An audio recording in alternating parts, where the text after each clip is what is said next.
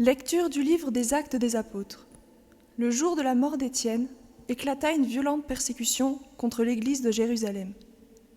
Tous se dispersèrent dans les campagnes de Judée et de Samarie, à l'exception des apôtres. Des hommes religieux ensevelirent Étienne et célébrèrent pour lui un grand deuil. Quant à Saul, il ravageait l'église. Il pénétrait dans les maisons pour en arracher hommes et femmes et les jeter en prison.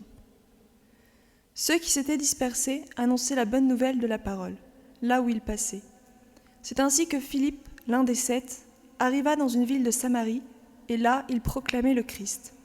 Les foules, d'un même cœur, s'attachaient à ce que disait Philippe, car elles entendaient parler des signes qu'il accomplissait, ou même les voyaient.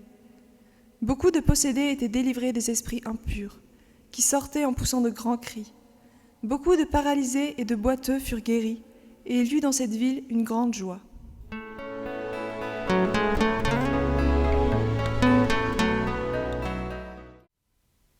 Évangile de Jésus-Christ selon saint Jean. En ce temps-là, Jésus disait aux foules : « Moi, je suis le pain de la vie.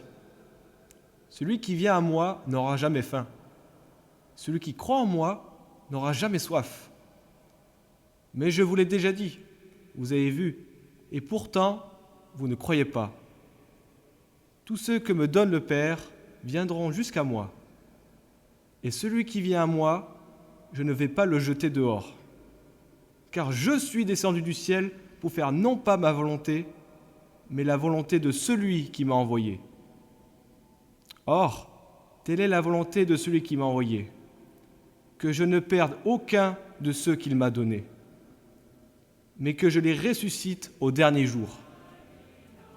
Telle est la volonté de mon Père, que celui qui voit le Fils et croit en lui ait la vie éternelle.